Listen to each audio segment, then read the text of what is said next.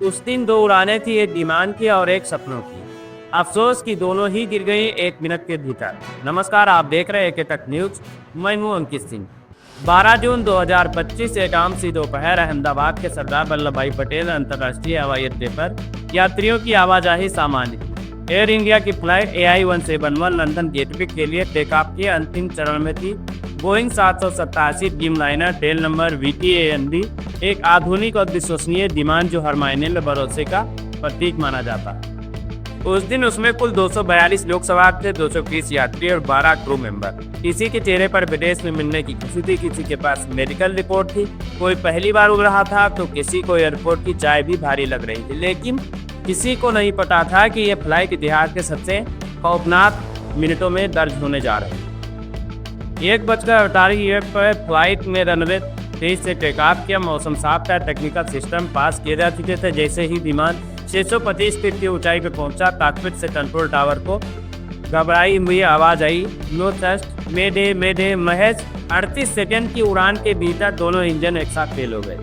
ये technical system में सबसे गंभीर फेलियर होता है जब पायलट के पास कोई ऑप्शन नहीं बचता सिवाय लड़ने के। कैप्टन सुमित साबरवाल और फर्स्ट ऑफिसर क्लाइव कुंदन ने आखिरी कोशिश की कि विमान को किसी तरह एयरपोर्ट की दिशा में मोड़ा जा सके, लेकिन तब तक बहुत देर हो चुकी। उसी वक्त न्यू सिविल अस्पताल परिसर में बने अतुल्यम 11 मेडिकल हॉस्टल के छात्र दोपहर का भोजन कर रहे थे। कोई थाली में दाल चावल लेकर बैठा था, कोई मोबाइल पर मेडिकल न्यूज देख रहा था, कुछ दोस्त परीक्षा की चर्चा कर रहे थे तो कुछ इंटर्न डिग्री से लौटकर खाना खाए।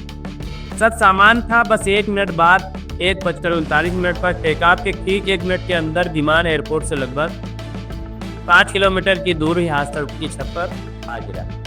तेज धमाका हुआ, इमारत हिल गई और आग की लपटों ने पूरा हॉस्टल निकल लिया। जहाज का मलबा दीवारों में घुसा, ईंधन ने पूरे हॉस्टल को लपटों में बदल दिया। कुर्सियां जली, थालियां पिघली, स्टेथोस्कोप राख हुए और दर्जनों चिमनियां उसी टेबल पर हमेशा के लिए ठहर गई जहां दोपहर का खाना परोसा गया। चीजें दूर तक सुनाई दी, लेकिन जो अंदर थे उन्हें बाहर निकलने का वक्त नहीं मिला। प्लेन में सवार 241 लोगों की मौके पर ही मौत हो गई। सिर्फ एक व्यक्ति, ब्रिटिश के निवासी विश्वास कुमार रमेश, चमत्कारिक रूप से बच पाए। हॉस्टल में मौजूद 19 मेडिकल छात्र और एक वार्डन की भी मौत हुई। घटना के बाद जो दृश्य सामने आया वो किसी युद्ध क्षेत्र से कम नहीं था। इमारत का एक हिस्सा धनीधर, एक तरफ धुआं और जलते शरीरों की दुर्गंध। फायर ब्रिगेड, एम्बुलेंस, NDRF सभी पहुंचे, लेकिन देर बहुत हो चुकी। कुछ 100 इतने जले हुए थे कि उनकी पहचान केवल DNA टेस्ट के जरिए हो सकी।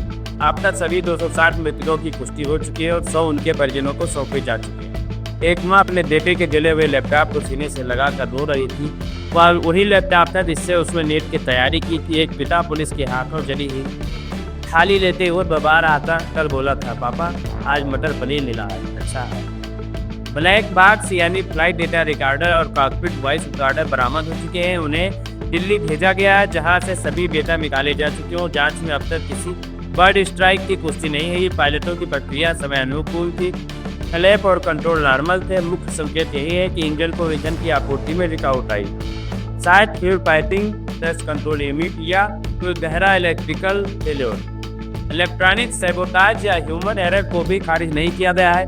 जांच एजेंसियां DGCA, AID, Boeing, GE aerospace और अमेरिका की NTSB संयुक्त रूप से जांच कर रही है। रिपोर्ट के शुरुआती निष्कर्ष अगस्त 2025 में आने की उम्मीद है। हादसे के बाद एयर इंडिया ने अपने सभी ड्रीमलाइनर विमानों की जांच शुरू कर दी, लेकिन अब तक किसी अतिरिक्त तकनीकी त्रुटि की पुष्टि नहीं हुई। फिर भी डर कायम है। यात्रियों में असुरक्षा की भावना है, मेडिकल समुदाय में शोक और आक्रोश दोनों है। कई अंतर्राष्ट्रीय परिवारों ने अब एयर इंडिया और बोइंग के खिलाफ मुकदमा दाखिल करने की तैयारी शुरू कर दी। यह हादसा सिर्फ एक प्लेन क्रैश नहीं था, ये 260 सपनों का सामूहिक अंतिम संस्कार था। यह उन छात्रों के अंतिम थाली थी जो डॉक्टर बनने निकले थे और अग्नि की परीक्षा में सदा के लिए खो गए। यह उस सिस्टम की विफलता थी जो इंजन की मरम्मत करना भूल गए पर मुआवजे की फाइलें तुरंत तैयार कर ली। यह उस पायलट की कोशिश का आखिरी सबूत था जिसने अंत तक जहाज को मोड़ने की कोशिश की, और उस पिता की भी जिसने बेटे की बॉडी की तलाश में 2 दिन तक मलबा उठाया। जो विमान 38 सेकंड तक उड़ सका उसने दुनिया को दिखा दिया कि उड़ान केवल टेक्नोलॉजी का काम नहीं, जिम्मेदारी का मामला है। और अगर वो जिम्मेदारी को न निभाए तो कोई भी सुरक्षित नहीं है। उस दिन प्लेन नहीं गिरा था, उस दिन भरोसा गिरा था, उस दिन सिर्फ एक इमारत नहीं जली थी, उस दिन एक पूरी पीढ़ी की संभावनाएं जल गई।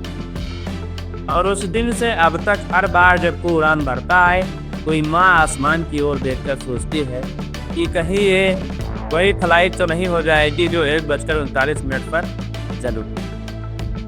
बने रहें आपके अपने चैनल एक तक न्यूज के साथ। चैनल को लाइक, शेयर और ऐसी ही कहानियाँ, ऐसी ही खबरें जो सत्य घटना पर आधारित हैं पाने के लिए चैनल को सब्सक्राइब जरूर करें। नमस्कार।